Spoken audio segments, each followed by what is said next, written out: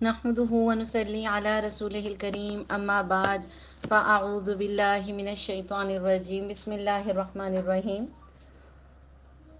Zoom class کے سبھی ساتھیوں کو السلام علیکم ورحمۃ اللہ وبرکاتہ۔ الحمدللہ اللہ تبارک و تعالی کی توفیق سے الرحمہ اسلامک سینٹر کی جانب سے منعقدہ اس دورہ قرآن کے ہم 14 پارے کمپلیٹ کر چکے ہیں۔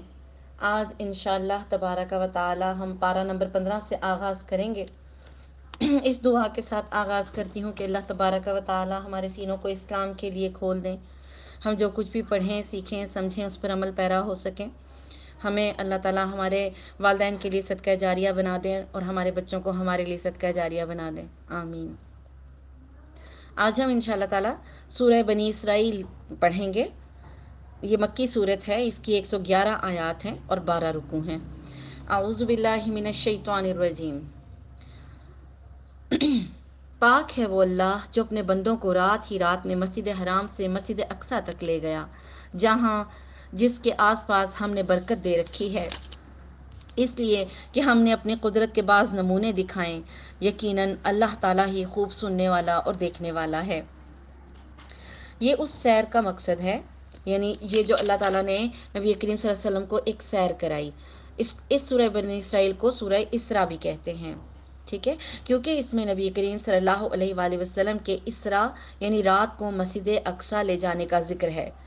صحیح بخاری میں روایت ہے، عبداللہ ابن مسعود رضی اللہ تعالیٰ عنہ اس کی روایت کرتے ہیں کہ سورہ کہف، سورہ مریم اور سورہ بنی اسرائیل جو ہیں یہ عتاق اول میں سے ہیں، ٹھیک ہے، اور یعنی کہ عتیق یعنی قدیم صورتوں میں سے ہیں،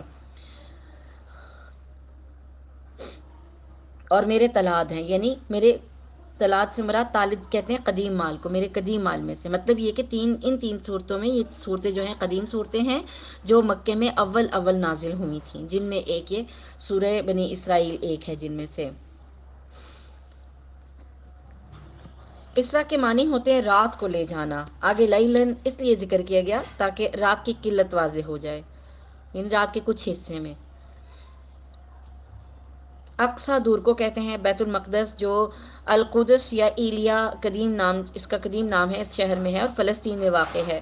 مکے سے القدس تک کی مسافت جو ہے یہ 40 دن کی ہے۔ اس اعتبار سے مسجد حرام کے مقابلے میں بیت المقدس کو مسجد اقصی یعنی دور کی مسجد کہا گیا ہے۔ یہ علاقہ قدرتی نہروں اور پھلوں کی کثرت اور انبیاء کا مسکن اور مدفن، یعنی اس میں انبیاء رہے بھی اور فوت ہو کے یہیں مدفون ہونے کے لحاظ سے یہ ممتاز ہے، اس لیے اسے بابرکت قرار دیا گیا ہے، ٹھیک ہے۔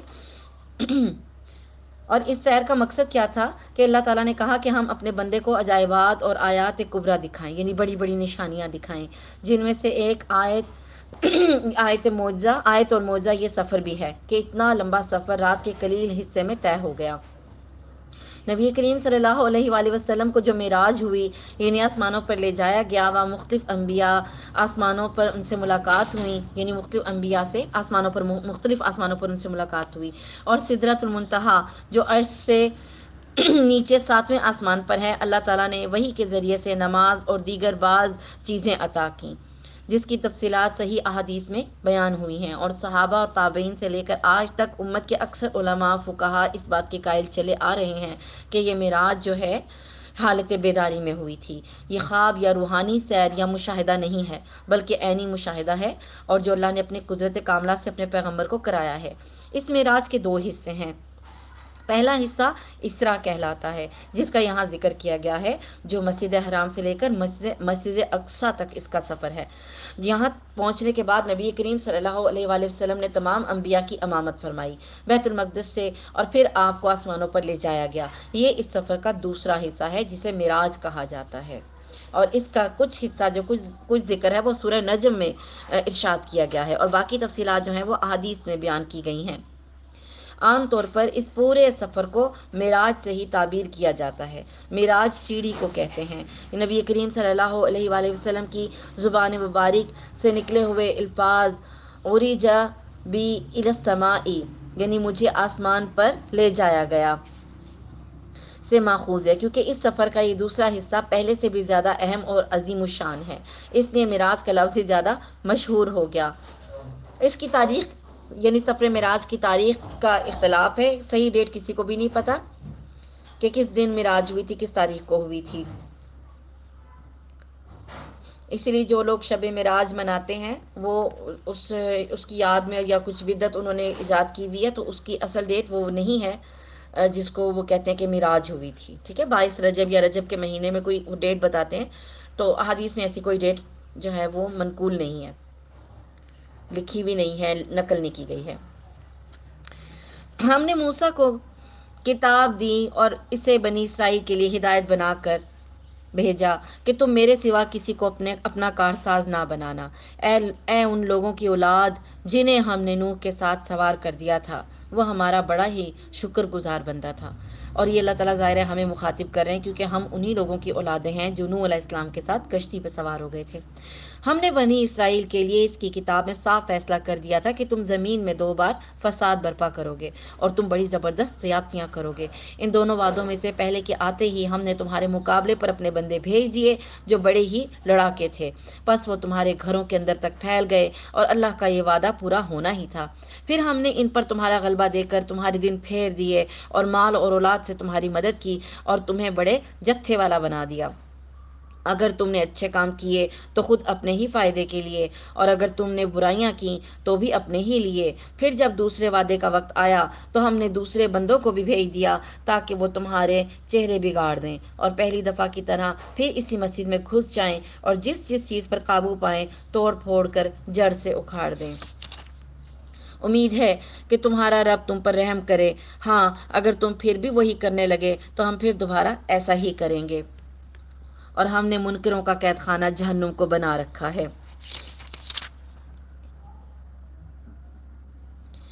جی ان آیات میں اس ذلت کی طرف اشارہ ہے جو بابل کے فرمانروا بخت نصر کے ہاتھوں مسیح علیہ السلام سے تقریباً 600 سال پہلے یہودیوں پر یروشلم پر نازل ہوئی تھی۔ اس نے بے دریغ یہودیوں کو قتل کیا اور ایک بڑی تعداد کو غلام بنا لیا۔ یہ اس وقت ہوا جب انہوں نے اللہ کے نبی شعیاہ علیہ السلام کو قتل کر دیا، حضرت ارمیہ علیہ السلام کو قید کیا اور تورات کے احکام کی خلاف ورزی کی اور معاصی یعنی گناہوں کا ارتکاب کر کے فساد فی الارض کے مجرم بنے۔ بعض کہتے ہیں کہ بخت نصر کے بجائے جالوت کو اللہ تعالیٰ نے بطور سزا ان پر مسلط کیا، جس نے ان پر ظلم و ستم کے پہاڑ توڑ دیے، حتیٰ کہ طالوت کی قیادت میں داؤد علیہ السلام نے جالوت کو قتل کر دیا۔ پھر بخت نصر یا جالوت کے قتل کے بعد ہم نے تمہیں پھر مالا مال کیا، دولت دی، بیٹوں سے نوازا، جاہ و حشمت دی، جبکہ یہ ساری چیزیں تم سے پہلے چھن چکی تھیں، اور تمہیں پھر زیادہ جتھے والا اور طاقتور بنا دیا۔ ٹھیک ہے، دوسری مرتبہ انہوں نے فساد برپا کیا، زکریا علیہ السلام کو قتل کیا، یہ دوسرا ان کا فساد تھا، اور یہ دونوں تباہیاں ان پہ تاب آئیں جب انہوں نے انبیاء کا قتل کیا، اور اس کے بعد عیسیٰ علیہ السلام کو بھی قتل کرنے کے درپے تھے، کوشش کر رہے تھے، جنہیں اللہ تعالیٰ نے زندہ آسمانوں پر اٹھا کر ان کو بچا لیا۔ اس کے نتیجے میں کیا ہوا، رومی بادشاہ ٹیٹس کو اللہ نے ان پر مسلط کر دیا۔ اب روم کی جو سلطنت تھی انہوں نے ان کو پھر قتل کیا، انہوں نے یروشلم پر حملہ کر کے ان کے کشتے کے پشتے لگا دیے اور رات اور بہت سے لوگوں کو قیدی بنا لیا، ان کے اموال لوٹ لیے، مذہبی صحیفوں کو پاؤں تلے روندا اور بیت المقدس اور ہیکل سلیمانی کو تاراج کیا، اور انہیں ہمیشہ کے لیے بیت المقدس سے جلا وطن کر دیا، اور یوں ان کی ذلت اور رسوائی کا خوب سامان کیا۔ یہ تباہی 70 عیسوی میں ان پر آئی تھی، ٹھیک ہے، یعنی عیسیٰ علیہ السلام کی پیدائش کے 70 سال بعد۔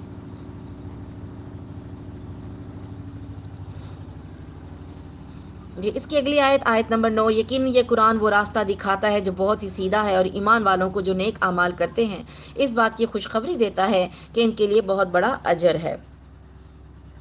اور یہ لوگ جو آخرت پر یقین نہیں رکھتے ان کے لیے ہم نے دردناک عذاب تیار کر رکھا ہے، اور انسان برائی کی دعائیں مانگنے لگتا ہے، بالکل اس کی اپنی بھلائی کی دعا کی طرح انسان ہے ہی بڑا جلد باز۔ یعنی جس طرح انسان کو چاہیے کہ وہ اپنے لیے اچھائی مانگے، اس کے بجائے وہ اپنے لیے بدعائیں کرنے لگ جاتا ہے یا برائی مانگنے لگ جاتا ہے۔ جب انسان پریشان ہوتا ہے، جیسے ہم اپنے آپ کو بدوائیں دینا شروع کر دیتے ہیں، ٹھیک ہے، یا اپنے بچوں کی اصلاح کو دیکھنے کے لیے، یا اصلاح نہیں ہوتی، بچے بدتمیزی کرتے ہیں تو بجائے ان کی اصلاح کرنے کے ان کو بدوائیں دینا شروع کر دیتے ہیں، تو یہ طریقہ انسان کی جلد بازی ہے اور اس سے کوئی فائدہ نہیں بلکہ نقصان ہو جاتا ہے۔ اس کے بعد کیا آیت ہے،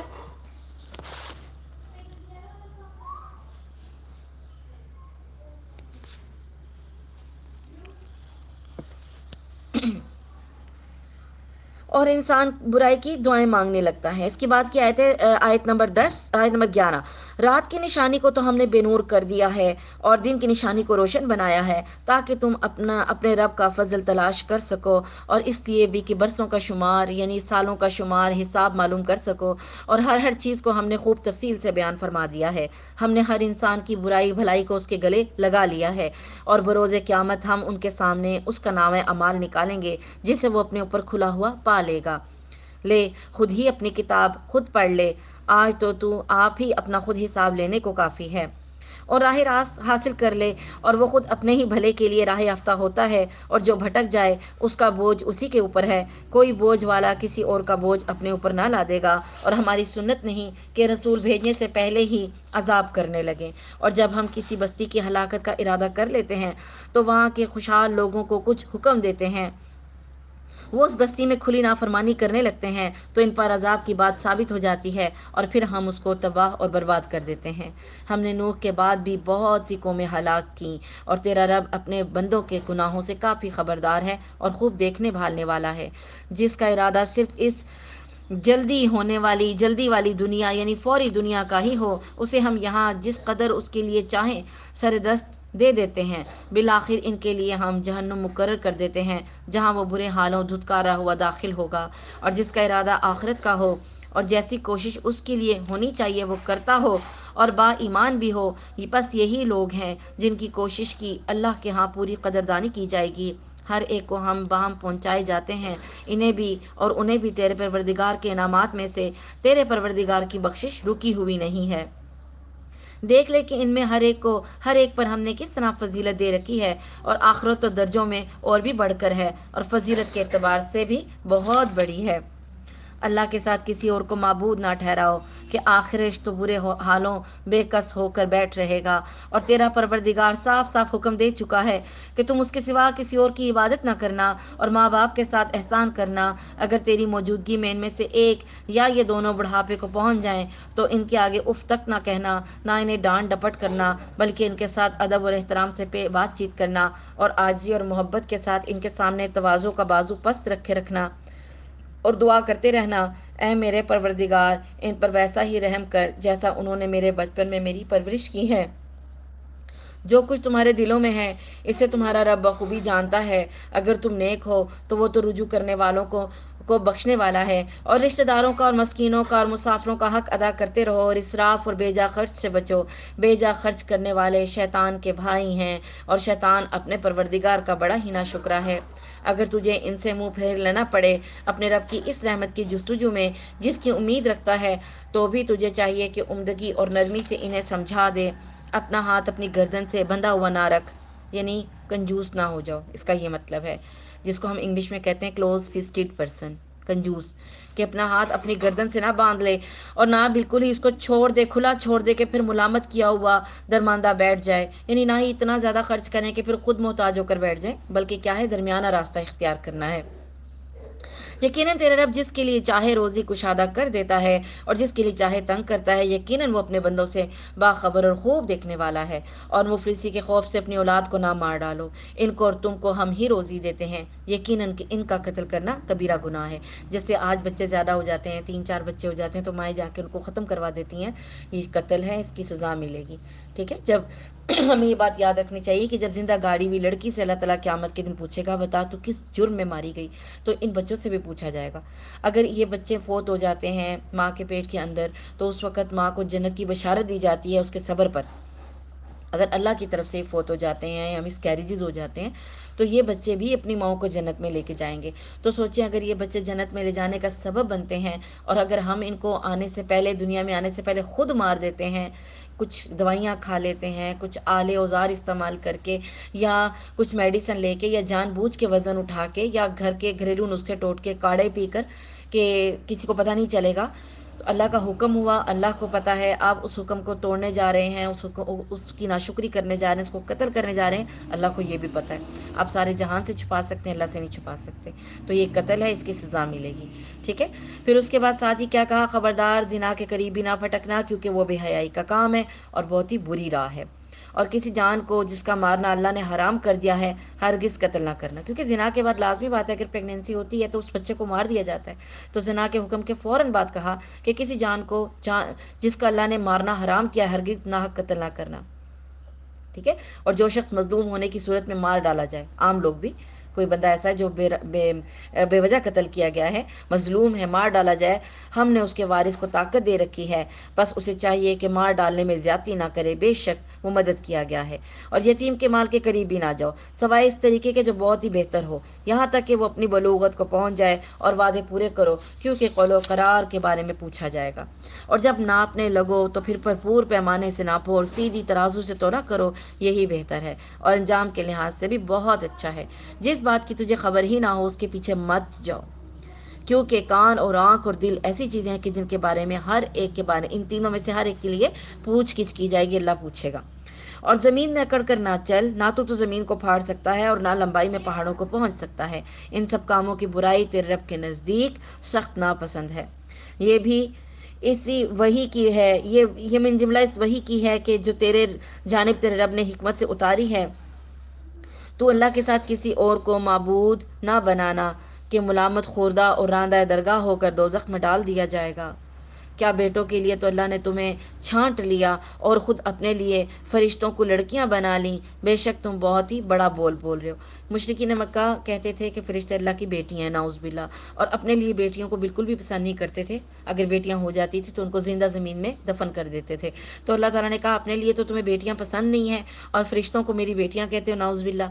ہم نے تو اس قرآن میں ہر طرح بیان فرما دیا کہ لوگ سمجھ جائیں، لیکن اس سے انہیں تو نفرت ہی بڑھتی ہے۔ کہہ دیجئے کہ اگر اللہ کے ساتھ اور کوئی بھی معبود ہوتے جیسے یہ لوگ کہتے ہیں تو ضرور وہ اب تک مالک عرش کی جانب راہ ڈھونڈ نکالتے، جو کچھ کہتے ہیں اس سے وہ پاک اور بالا تر ہے اور بہت دور اور بہت بلند ہے۔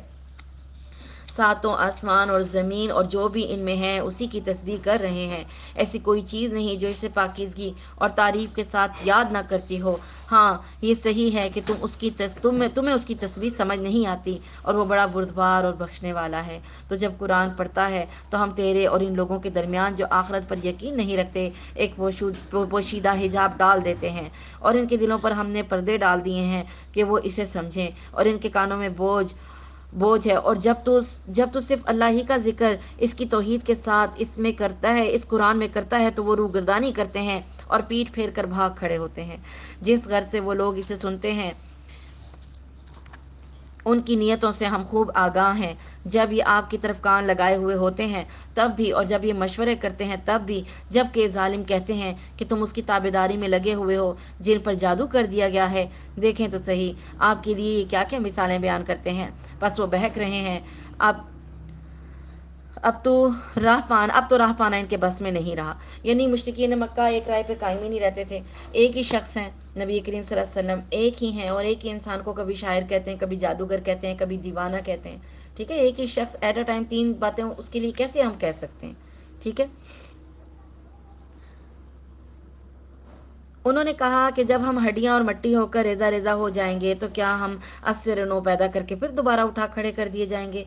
وہ اس لیے یہ کہتے تھے کہ ان کا عقیدہ آخرت پر ایمان نہیں تھا، مشرکین مکہ کا۔ یا کوئی اور ایسی خلقت جو تمہارے دلوں میں بہت ہی سخت معلوم ہو، اللہ تعالیٰ نے کہا کہ تم جواب دو ان کو، اگر تم پتھر بن جاؤ یا لوہا بن جاؤ یا کوئی اور ایسی خلقت جو تمہارے دلوں میں بہت ہی سخت معلوم ہو وہ بن جاؤ، پھر وہ یہ پوچھیں کہ کون ہے جو تمہیں ہماری طرف ہماری زندگی میں لوٹائے گا، تو آپ جواب دیں کہ وہی اللہ ہے جس نے تمہیں پہلی بار پیدا کیا۔ اس پر وہ اپنے سر ہلا ہلا کر آپ سے دریافت کریں گے، اچھا یہ ہے، یہ کب ہوگا؟ تو آپ جواب دیں کہ کیا عجب کہ وہ ساتھ قریب ہی آن لگی ہو۔ جس دن وہ تمہیں بلائے گا تم اس کی تعریف کرتے ہوئے تعمیل ارشاد کرو گے اور گمان کرو گے کہ تمہارا رہنا بہت ہی تھوڑا ہے، اور میرے بندوں سے کہہ دیجئے کہ وہ بہت ہی اچھی بات منہ سے نکالا کریں، کیونکہ شیطان آپس میں فساد ڈلواتا ہے، بے شک شیطان انسان کا کھلا دشمن ہے۔ تمہارا رب تم سے بنسبت تمہارے بہت زیادہ جاننے والا ہے، اور اگر وہ چاہے تو تم پر رحم کر دے یا اگر وہ چاہے تو تمہیں عذاب دے، ہم نے آپ کو ان کا ذمہ دار نہیں ٹھہرایا۔ آسمانوں اور زمین میں جو بھی ہے آپ کا رب سب کو بخوبی جانتا ہے۔ ہم نے بعض پیغمبروں کو بعض پر برتری اور بہتری دی ہے، اور داؤد کو زبور ہم نے عطا فرمائی ہے۔ کہہ دیجئے کہ اللہ کے سوا جنہیں تم معبود سمجھ رہے ہو انہیں پکارو، لیکن نہ تو وہ تم سے کسی تکلیف کو دور کر سکتے ہیں نہ بدل سکتے ہیں۔ جنہیں یہ لوگ پکارتے ہیں خود وہ اپنے رب کے تقرب کی جستجو میں رہتے ہیں کہ ان میں سے کون زیادہ نزدیک ہو جائے، اور وہ خود اس کی رحمت کی امید رکھتے ہیں اور اس کے عذاب سے خوفزدہ رہتے ہیں۔ بات یہی ہے کہ تیرے رب کا عذاب ڈرنے کی چیز ہی ہے۔ جتنی بھی بستیاں ہیں ہم قیامت کے دن سے پہلے پہلے یا تو انہیں ہلاک کر دینے والے ہیں یا سخت تر سزا دینے والے ہیں، یہ تو کتاب میں لکھا جا چکا ہے۔ ہمیں نشانات یعنی معجزات کے نازل کرنے سے روک صرف اسی کی ہے کہ اگلے لوگ انہیں جھٹلا چکے ہیں۔ ہم نے سمودیوں کو بطور بصیرت کے اونٹنی دی، لیکن انہوں نے اس پر ظلم کیا تو ہم نے لوگوں کو دھمکانے کے لیے ہی نشانیاں بھیجیں۔ اور یاد کرو کہ جب ہم نے آپ سے فرما دیا کہ آپ کے رب نے لوگوں کو گھیر لیا ہے، جو رویا ہم نے آپ کو دکھائی تھی وہ لوگوں کے لیے صاف آزمائش ہی تھی، اور اسی طرح وہ درخت بھی جس سے قرآن میں اظہار نفرت کیا گیا ہے، ہم انہیں ڈرا رہے ہیں، لیکن یہ انہیں اور بڑی سرکشی میں بڑھا رہا ہے۔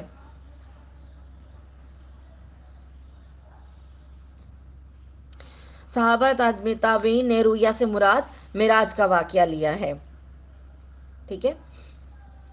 اور درخت وہ والا جو جس سے نفرت کا اظہار کیا گیا وہ زقوم تھور کا درخت ہے، جس کا مشاہدہ نبی کریم صلی اللہ علیہ وسلم نے شب معراج یعنی جہنم میں کیا تھا۔ اور ملعونہ سے مراد جہنمیوں پر لعنت ہو، جیسے کہ دوسرے مقام پر بھی اللہ تعالیٰ نے کہا۔ تو یہ جو زقوم کا درخت ہے یہ جہنمیوں کا اصل میں کھانا ہوگا، ٹھیک ہے۔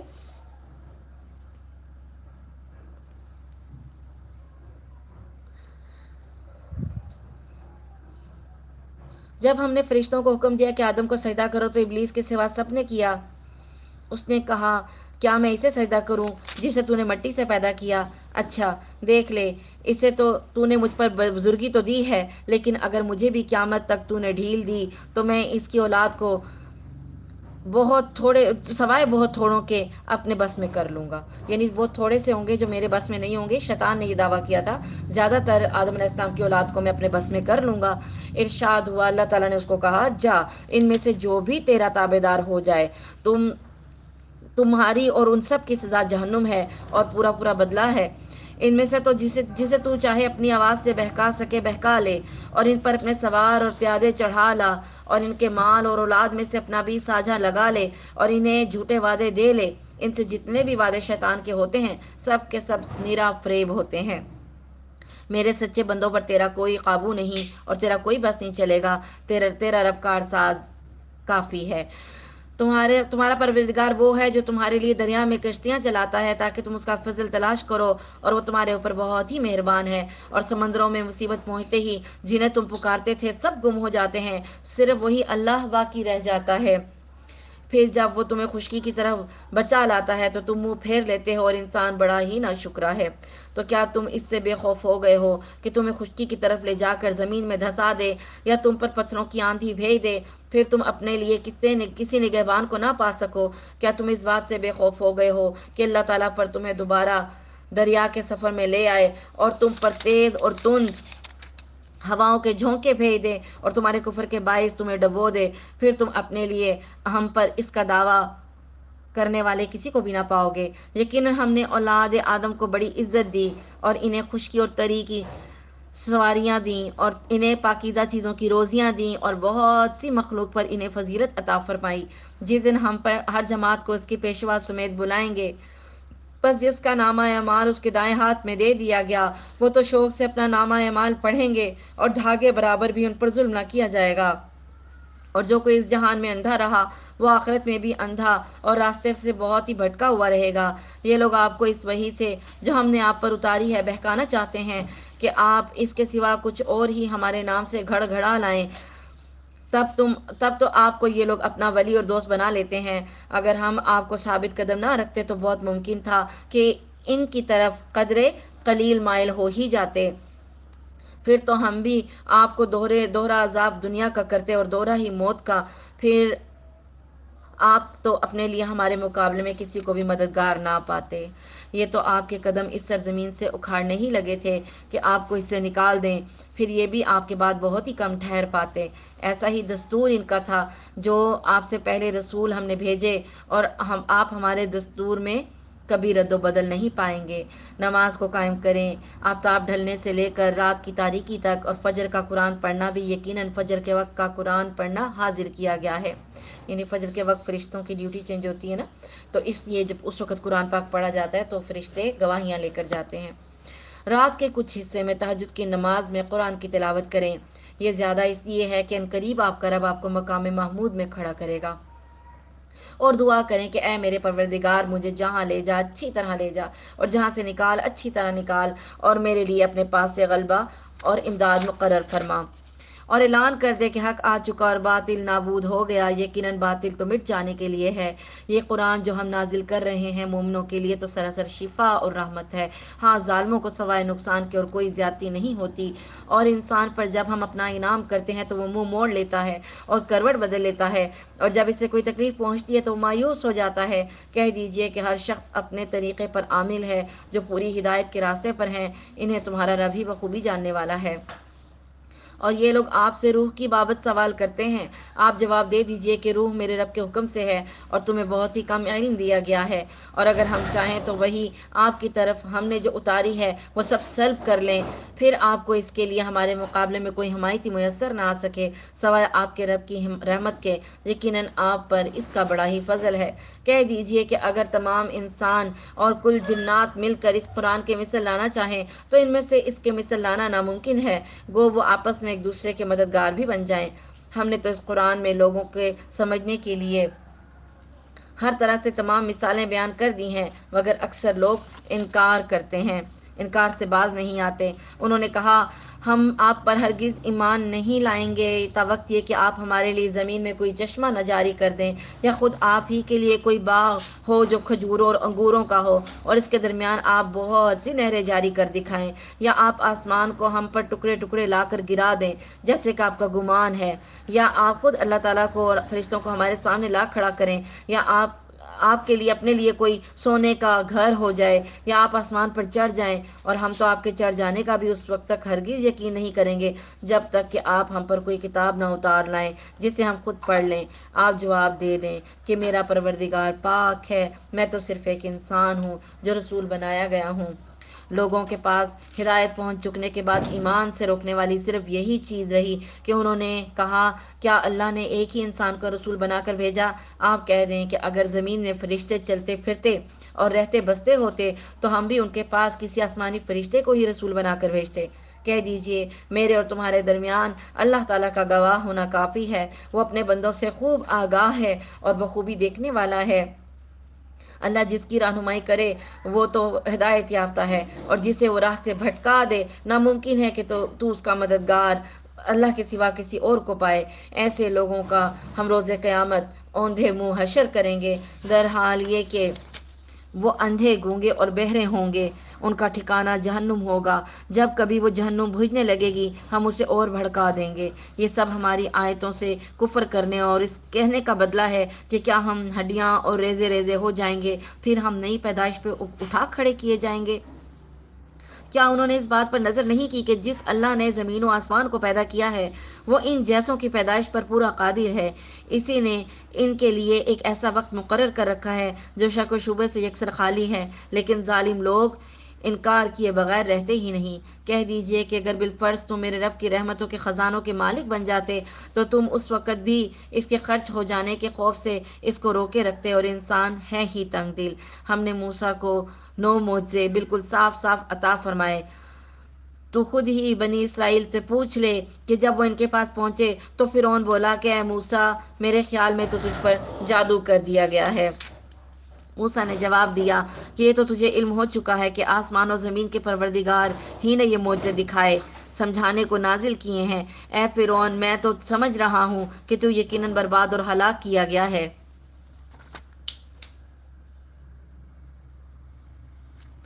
اگر فرعون نے پختہ ارادہ کر لیا کہ انہیں زمین سے ہی اکھیڑ دے تو ہم نے خود اسے اور اس کے تمام ساتھیوں کو غرق کر دیا۔ اس کے بعد ہم نے بنی اسرائیل سے فرما دیا کہ اس سرزمین پر تم رہو سہو، ہاں جب آخرت کا وعدہ آئے گا تو ہم تم سب کو سمیٹ لپیٹ کر لے جائیں گے۔ اور ہم نے اس قرآن کو حق کے ساتھ اتارا اور یہ بھی حق کے ساتھ اترا۔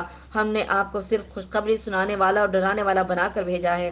قرآن کو ہم نے تھوڑا تھوڑا کر کے اس لیے اتارا کہ آپ اسے بمہلت لوگوں کو سنائیں، اور ہم نے خود بھی اسے بتدریج نازل فرمایا ہے۔ کہہ دیجئے تم اس پر ایمان لاؤ یا نہ لاؤ، جنہیں اس سے پہلے علم دیا گیا ہے ان کے پاس تو جب بھی اس کی تلاوت کی جاتی ہے تو وہ تھوڑیوں کے بل ہی سجدے میں گر جاتے ہیں اور کہتے ہیں ہمارا رب پاک ہے، ہمارے رب کا وعدہ بلا شک و شبہ پورا ہو کر ہی رہنے والا ہے۔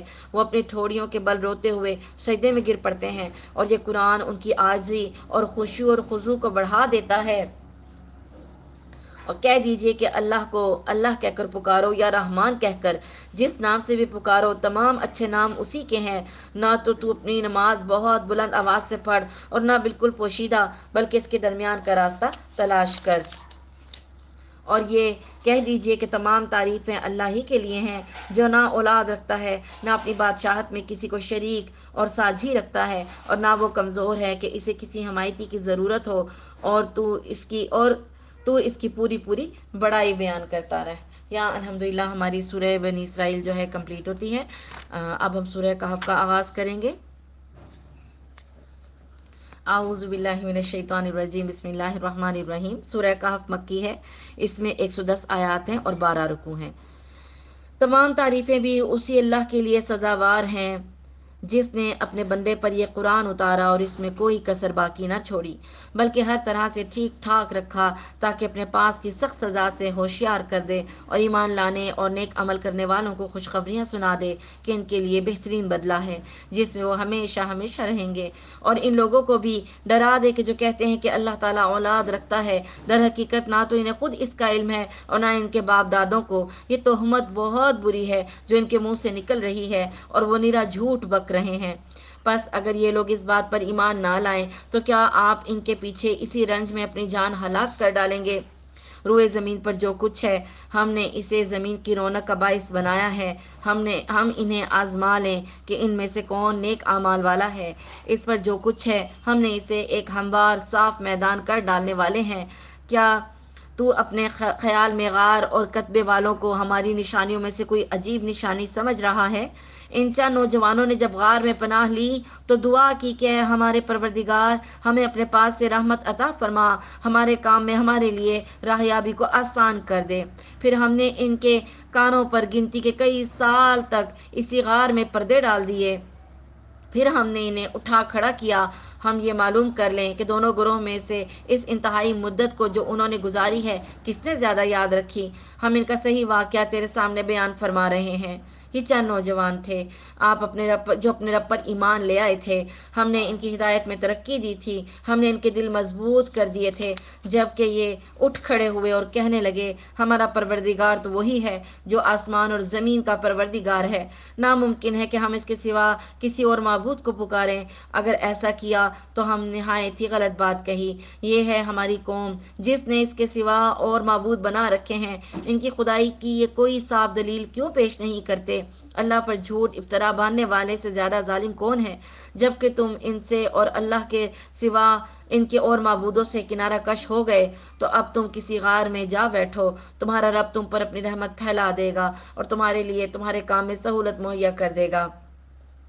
آپ دیکھیں گے آفتاب بوقت طلوع ان کے غار سے دائیں جانب جھک کر جاتا اور بوقت غروب ان کے بائیں جانب کترا جاتا ہے، اور اس غار کی کشادہ جگہ میں ہے، اور یہ اس غار کی کشادہ جگہ میں ہے۔ یہ اللہ کی نشانیوں میں سے ہے۔ اللہ تعالیٰ جس کی راہبری فرمائے وہ راہ راست پر ہے، اور جسے وہ گمراہ کر دے ناممکن ہے کہ آپ اس کا کوئی کارساز اور رہنما پا سکیں۔ یہ کچھ نوجوان تھے جو ایک میلے میں سے نکلے تھے، جو میلہ مشرکوں کا تھا اور جس میں شرک ہو رہا تھا، اور وہاں پہ جا کر یہ تینوں ایک سائڈوں پہ پہلے ایک وہاں سے نکلا مجمع میں سے اور جا کے دور ایک درخت کے پاس بیٹھ گیا، پھر دوسرا آیا، تیسرا، چوتھا، پانچواں، اسی طرح یہ جتنے بھی نوجوان تھے یہ ایک جگہ اکٹھے ہو گئے، اور پھر انہوں نے ڈرتے ڈرتے ایک دوسرے کو بتایا کہ ہم مسلمان ہیں، اللہ پر ایمان رکھتے ہیں، اور پھر کیونکہ بادشاہ بہت ظالم تھا، وہ مروا دیتا تھا توحید والوں کو، تو یہ پھر وہاں سے نکل گئے۔ اللہ تعالیٰ نے ان کو غار کا راستہ دکھایا اور وہاں ان کو سلا دیا۔ اور پھر یہ وہ کیفیت بتائی جا رہی ہے کہ وہ کس طرح سوتے تھے کہ سورج تک کو اللہ نے حکم دیا کہ ان کی غار سے کترا کر نکل جاتا تھا، ان پر ڈائریکٹ روشنی نہیں پڑتی تھی۔ اللہ تعالیٰ نے خود ان کی فرشتوں کے ذریعے کروٹیں بدلوائیں تاکہ ان کا جسم خراب نہ ہو، اور یہ کئی سو سال جو ہیں یہ نیند کی حالت میں رہے، اور پھر اللہ نے ان کو دوبارہ اٹھایا۔ تو یہ وہ واقعہ ہے جو قرآن پاک کا ہے، اصحاب کہف کا واقعہ۔ آپ خیال کرتے ہیں کہ وہ بیدار ہیں، یعنی یوں لگتا تھا جیسے کہ وہ جاگ رہے ہیں، حالانکہ وہ سوئے ہوئے تھے۔ خود ہم ہی انہیں دائیں بائیں کروٹیں دلایا کرتے تھے۔ ان کا کتا بھی چوکھٹ پر اپنے ہاتھ پھیلائے ہوئے تھا، اگر آپ جھانک کر انہیں دیکھنا چاہتے تو ضرور الٹے پاؤں بھاگ کھڑے ہوتے اور ان کے روب سے آپ پر دہشت چھا جاتی۔ یعنی اللہ تعالیٰ نے ان کی سیکیورٹی کا ایسا انتظام کیا کہ ان کے ساتھ ایک کتا بھی، جو ایک کسی ان میں سے ساتھی کا کتا تھا، وہ باہر غار کے باہر بیٹھ گیا، اور وہیں وہ بھی ان کے ساتھ سویا رہا۔ اور پھر ایسی ان کی حالت تھی کہ کوئی دیکھتا تو یقین نہیں کر سکتا تھا کہ سوئے ہوئے، سب کو لگتا ہی جاگ رہے ہیں، اور پھر ان کی دہشت اتنی تھی کوئی ان کے قریب نہیں آتا تھا، اس غار کی طرف کوئی نہیں آیا۔ اسی طرح ہم نے انہیں جگا کر اٹھا دیا کہ آپس میں پوچھ گچھ کر لیں۔ ایک کہنے والے نے کہا، کیوں بھائی تم کتنی دیر ٹھہرے رہے؟ انہوں نے جواب دیا، 1 دن یا 1 دن سے بھی کم۔ کہنے لگے، تمہارے ٹھہرے رہنے کا بخوبی علم تو اللہ ہی کو ہے، اب تم اپنے میں سے کسی کو اپنی یہ چاندی دے کر شہر بھیجو، وہ خوب دیکھ بھال لے کہ کون سا شہر کا کھانا پاکیزہ تر ہے، پھر اسی میں سے تمہارے کھانے کے لیے لے آئے۔ وہ بہت احتیاط اور نرمی برتے کہ کسی کو تمہاری خبر نہ ہونے پائے۔ اگر یہ کافر تم پر غلبہ پا لیں تو تمہیں سنسار کر دیں گے، یا تمہیں پھر اپنے دین میں لوٹا لیں گے، اور پھر تم کبھی بھی کامیاب نہ ہو سکو گے۔ یعنی یہ وہ آپس میں باتیں کرنے لگے، کھانا لینے بھیجے اور احتیاط سے کھانا لائے کہ کسی کو ہمارے گھر کا پتہ نہ چلے، ہم یہاں رہتے ہیں غار میں۔ ہم نے اس طرح لوگوں کو ان کے حال سے آگاہ کر دیا کہ وہ جان لیں کہ اللہ کا وعدہ بالکل سچا ہے اور قیامت میں کوئی شک و شبہ نہیں، جبکہ وہ اپنے امر میں آپس میں اختلاف کر رہے ہیں۔ کہنے لگے کہ ان کے غار میں ایک عمارت بنا لو۔ یعنی اب وہ کیا ہوا کہ جب وہ شہر گیا کھانا لینے کے لیے، تو چاندی کا سکہ جس کے اوپر تاریخ تھی اس بادشاہ کی، اس بادشاہ کو فوت ہوئے کئی سال گزر چکے ہوئے تھے، تو کئی سو سال بلکہ گزر چکے ہوئے تھے۔ تو انہوں نے کہا، یہ اتنا پرانا سکہ تمہارے پاس کہاں سے آیا؟ وہ اس کو اپنے بادشاہ کے پاس لے گئے۔ بادشاہ کے دربار میں اس وقت یہی بحث ہو رہی تھی کہ اللہ تعالیٰ مردوں کو زندہ کیسے کرے گا، اور یہ ان کی سب سے بڑا ثبوت یا نشانی تھے کہ یہ لوگ، اللہ تعالیٰ نے ان کو کتنے سالوں بعد اٹھایا تھا۔ تو وہ لوگوں نے کہا کہ ہم آپ کے باقی ساتھیوں سے ملنا چاہتے ہیں۔ وہ ان کے پیچھے پیچھے غار کے پاس آئے۔ جب وہ شخص جو غار کے اندر رہتے تھے، انہوں نے کہا کہ آپ باہر رکے، میں اپنے ساتھیوں کو بتا کر پھر آپ کو اندر بلاتا ہوں۔ جیسے ہی وہ غار کے اندر گیا، اللہ تعالیٰ نے اس غار کو غائب کر دیا۔ اب ان لوگوں نے اس کے بعد کہا کہ ہم اس کے اوپر ایک عمارت بنا دیتے ہیں، ٹھیک ہے۔ وہ کہنے لگے کہ ان کے غار پر ایک عمارت بنا لو، ان کا رب ہی ان کے حال کا زیادہ عالم ہے۔ جن لوگوں نے ان کے بارے میں غلبہ پایا وہ کہنے لگے، ہم تو ان کے آس پاس مسجد بنا لیں گے۔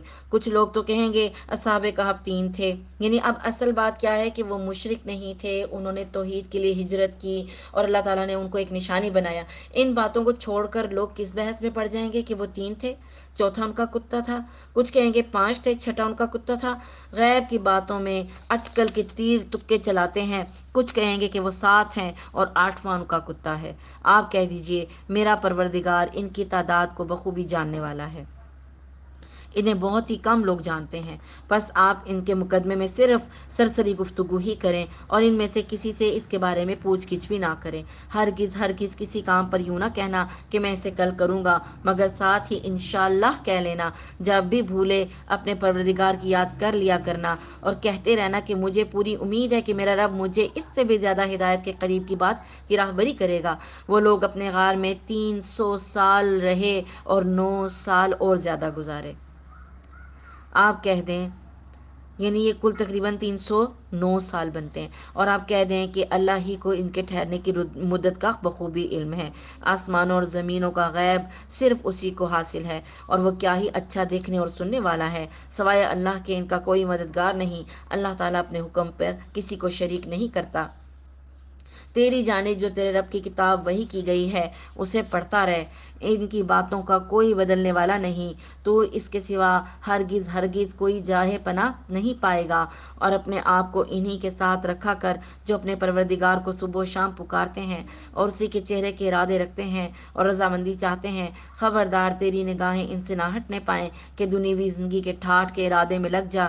دیکھ ان کا کہنا نہ ماننا، جس کے دل کو ہم نے اپنے ذکر سے غافل کر دیا والا ہے، اور جو اپنی خواہش کے پیچھے پڑا ہوا ہے اور جس کا کام حد سے گزر چکا ہے، اور اعلان کر دے کہ سراسر برحق قرآن تمہارے رب کی طرف سے ہے۔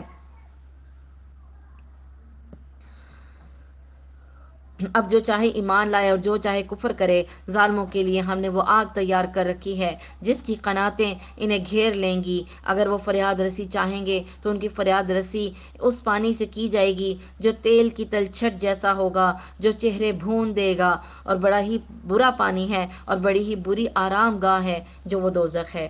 یقیناً جو لوگ ایمان لائیں، نیک اعمال کریں، تو ہم ان کی کسی نیک عمل کو ضائع کرنے والے نہیں ہیں، کسی نیک عمل کرنے والے کا ثواب ضائع نہیں کرتے۔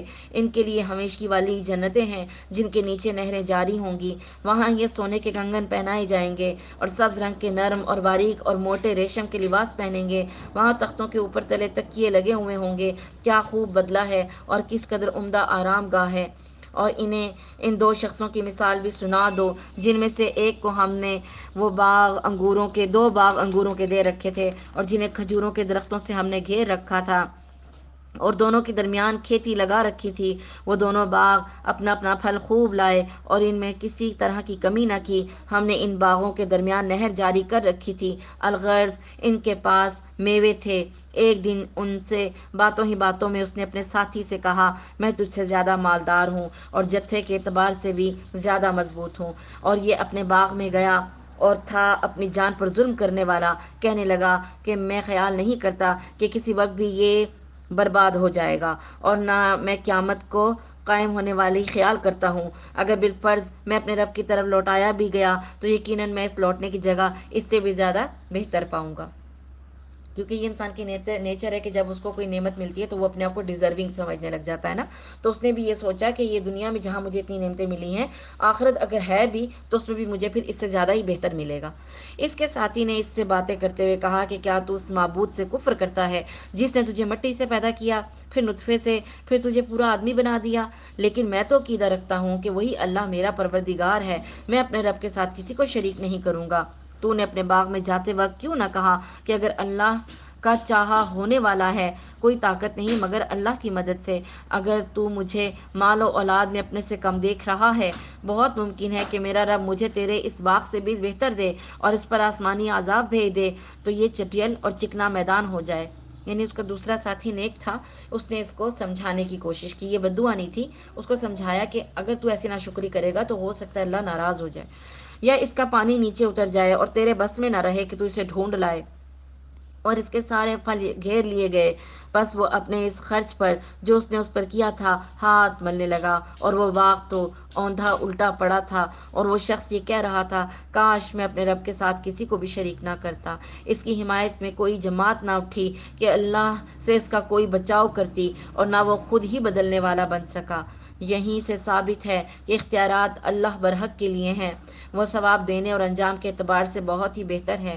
ان کے سامنے دنیا کی زندگی کی مثال بھی بیان کرو، جیسے پانی جسے ہم آسمان سے اتارتے ہیں، اس سے زمین کا سبزہ ملا جلا نکلا ہے، پھر آخر کار وہ چورا چورا ہو جاتا ہے جسے ہوائیں اڑائے لیے پھرتی ہیں۔ اللہ تعالیٰ ہر چیز پر قادر ہے۔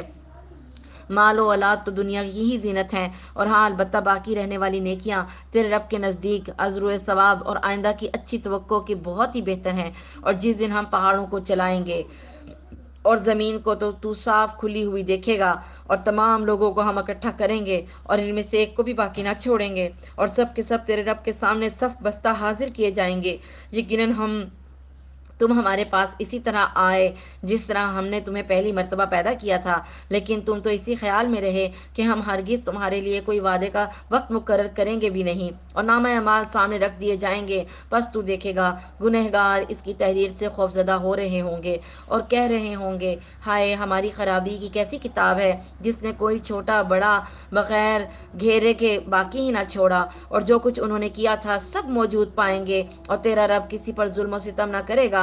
اور ہم نے فرشتوں کو حکم دیا کہ تم آدم کو سجدہ کرو، تو ابلیس کے سوا سب نے سجدہ کیا، یہ جنوں میں سے تھا، اس نے اپنے پروردگار کی نافرمانی کی۔ کیا پھر بھی تم اسے اور اس کی اولاد کو مجھے چھوڑ کر اپنا دوست بنا رہے ہو، حالانکہ وہ تم سب کا دشمن ہے؟ ایسے ظالموں کا کیا ہی برا بدل ہے۔ میں نے انہیں آسمان اور زمین کی پیدائش کے وقت موجود نہیں رکھا تھا اور نہ خود ان کی اپنی پیدائش میں، اور میں گمراہ کرنے والوں کو اپنا مددگار بنانے والا بھی نہیں۔ اور جس دن وہ فرمائے گا تمہارے خیال میں جو میرے شریک تھے انہیں پکارو، یہ پکاریں گے لیکن ان میں سے کوئی بھی جواب نہ دے گا، ہم ان کے درمیان ہلاکت کا سامان کر دیں گے۔ اور گنہگار جہنم کو دیکھ لیں گے اور اسی میں جھونکے جانے والے ہیں، لیکن اس سے بچنے کی جگہ نہیں پائیں گے۔ ہم نے اس قرآن میں ہر طریقے سے تمام کی تمام مثالیں لوگوں کے لیے بیان کر دی ہیں، لیکن انسان سب سے زیادہ جھگڑالو ہے۔ لوگوں کے پاس ہدایت آ چکنے کے بعد انہیں ایمان لانے اور اپنے رب سے استغفار کرنے سے صرف اسی چیز نے روکا کہ اگلے لوگوں کا سا معاملہ انہیں بھی پیش آئے یا ان کے سامنے کھلم کھلا عذاب عام موجود ہو جائے۔ ہم تو اپنے رسولوں کو صرف اس لیے بھیجتے ہیں کہ وہ خوشخبریاں سنا دیں اور ڈرا دیں۔ کافر لوگ باطل کے سہارے جھگڑتے ہیں اور چاہتے ہیں کہ ان سے حق کو لڑکھڑا دیں۔ انہوں نے میری آیتوں کو اور جس چیز سے ڈرایا جائے اسے مذاق بنا ڈالا ہے۔ اس سے بڑھ کر ظالم کون ہے جسے اس کے رب کی آیتوں سے نصیحت کی جائے اور وہ پھر بھی منہ موڑے رہیں۔